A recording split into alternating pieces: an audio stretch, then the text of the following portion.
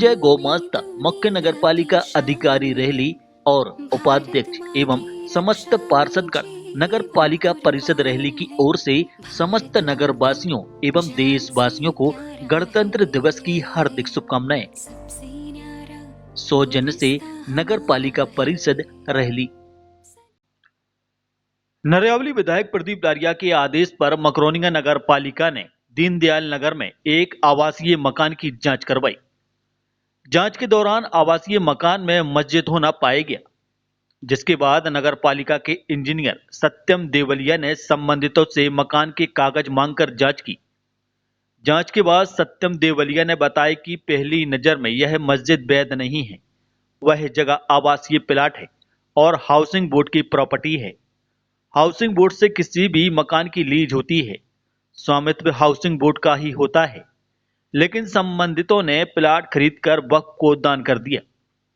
मस्जिद बनाने के लिए लैंड यूज बदलने की परमिशन भी नहीं ली है, जिसे लेकर हाउसिंग बोर्ड और सागर कलेक्टर को पत्राचार किया गया है ताकि हाउसिंग बोर्ड इनकी लीज निरस्त करे।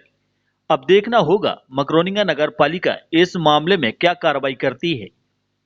वहीं आज दीनदयाल नगर के वार्ड वासियों ने निजी मकान में अवैध रूप से बनी मस्जिद पर कठोर कार्रवाई के लिए विधायक प्रदीप डारिया को ज्ञापन सौंपा। देखिए, अभी मैं कुछ दिन पहले दीनदयाल नगर में आया था, तो यहाँ के जनमानस ने और पार्षद जी ने शिकायत की, राजा रिछारिया जी ने, कि यहाँ पर अवैध रूप से यहाँ पर मस्जिद का संचालन हो रहा है। मैंने जानकारी ली तो पता पड़ा कि हाउसिंग बोर्ड के मकान जो रहवासी के लिए लैंड यूज़ में है, उस पर अवैध तरीके से मस्जिद तो निर्माण नहीं हुई, लेकिन मस्जिद जैसा वहाँ पर गतिविधियाँ चल रही थी। और ये भी यहाँ के रहवासियों ने जानकारी दी कि यहाँ पर कई प्रकार के कई जगह से लोग आते हैं, और ऐसा भी जानकारी में आई कि इसकी फंडिंग भी कहीं बाहर से होती है। कुल मिलाकर दीनदयाल नगर पूरा रहवासी क्षेत्र है, यहाँ पर इस तरह से मस्जिद संचालित नहीं कर सकते हैं, और जो उस मकान का लैंड यूज़ है वो भी रहवासी के लिए है। उस तरह ऐसी जगह पर यदि गतिविधियाँ होंगी तो लोगों को दिक्कत होगी, पार्किंग की भी दिक्कत होगी, लाउड स्पीकर बजेगा तो उसकी भी दिक्कत होगी। तो कुल मिलाकर ये नगर पालिका ने कार्रवाई की है, और जिसके लिए वो लैंड यूज़ है उसके आधार पर वहाँ पर केवल रहवास हो सकता है। इस तरह की मस्जिद अवैध है।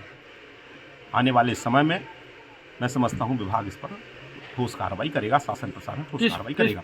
किस प्रकार की ठोस कार्रवाई होगी इस पर? देखिए, मैंने पहले ही कहा कि वो रहवासी क्षेत्र है, वहाँ पर रहवास होना चाहिए, आवास होना चाहिए।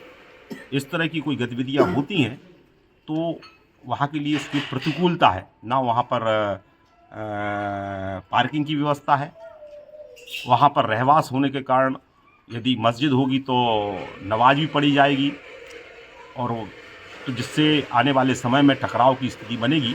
मैं समझता हूँ वो किसी भी इससे उपयुक्त नहीं है मस्जिद के लिए। इसी तरह की चर्चाएं चौराहे की मस्जिद को लेके भी हैं, जो जयराम होटल के पीछे है। वहाँ चुंगे भी लगे हुए हैं, वहाँ भी जांच कराएंगे। यदि वो भी उस लैंड यूज़ का यदि मस्जिद के लिए नहीं है तो वहाँ पर भी नगर पालिका और प्रशासन उस पर कार्रवाई करेगा।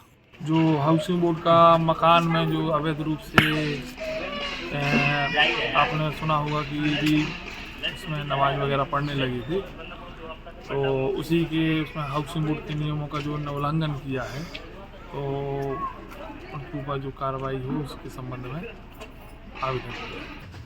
हमारे संज्ञान में एक दीनदयाल नगर में जो हाउसिंग बोर्ड द्वारा कॉलोनी निर्मित की गई है, उसमें संज्ञान में आया था कि किसी मकान में मस्जिद का निर्माण कर लिया गया है।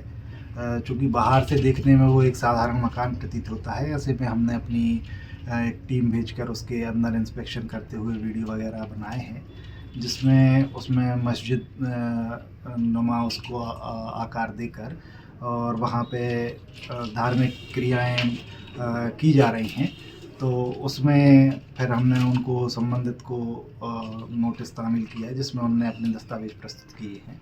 चूँकि हाउसिंग बोर्ड रहवासी कॉलोनी है जिसके प्लाट नंबर 1466 की ये जो है जानकारी है। इस मकान को किसी व्यक्ति द्वारा एक रोशन खान और उनको बेच दिया गया था, जिनने दान पत्र करके उस को वक्फ कर दिया गया है।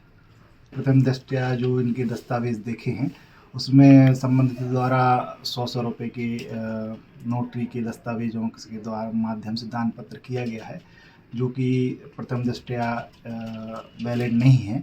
और इस मामले में चूँकि हाउसिंग बोर्ड की भूमि है तो उसको वक्फ भूमि लीज पर होती है, उसके मालिक हाउसिंग बोर्ड ही रहता है।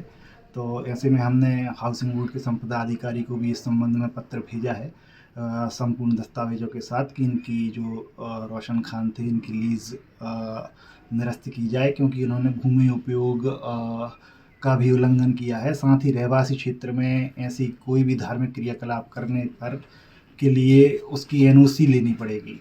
और चूँकि वो आवासीय भूमि घोषित है तो ये मास्टर प्लान का भी उल्लंघन है। इस संबंध में हमने कलेक्टर सर के लिए भी इसमें पत्राचार किया है। मंदिर मस्जिद इस तरह से जो बनते हैं, क्या इनसे कोई संबंधित निकाय से अब मस्जिद हैं तो इनमें भी अनुमति की आवश्यकता है, चूँकि धर्म पब्लिक से जुड़ा हुआ क्रियाकलाप है। और अभी एक नौगांव वाली घटना सभी के संज्ञान में होगी कि मंदिर का गेट गिर गया है। तो ऐसे में सभी जगह जो ऐसे निर्माण होते हैं उनमें स्ट्रक्चरल एनालिसिस प्रॉपर होना चाहिए, इसलिए इन सभी की प्रक्रिया या अनुमति नगर पालिका से पहले के पूर्ववर्ती मालिक हों, मतलब लीज होल्डर हैं, उनसे जो रजिस्ट्री के माध्यम से भूमि ग्रहण की है, सिर्फ उसका नामांतरण हाउसिंग बोर्ड में हुआ है। तो इसकी पूरी जानकारी के लिए हमने हाउसिंग बोर्ड को भी पत्र लिखा है। मस्जिद के लिए किसी भी प्रकार का कोई एनओसी के लिए आवेदन नहीं हुआ है। टैक्स भी जमा हुआ? टैक्स भी संबंधित रोशन खान जो मालिक थे उन्हीं के नाम पे है, मस्जिद के नाम पे नहीं हो ही नहीं सकता वो। तो टैक्स क्या मस्जिद के नाम पे जमा हो रहा था या नहीं, टैक्स संबंधित रोशन खान के नाम पे, जिनके लीज होल्डर हैं उनके नाम, रेसिडेंस के नाम, रेसिडेंशियल ही हो रहा है। 77वां आजादी का अमृत महोत्सव समस्त देशवासियों को 26 जनवरी गणतंत्र दिवस की हार्दिक शुभकामनाएं। सौजन्य से नगर पालिका परिषद मकरोनिया, जिला सागर, मध्य प्रदेश।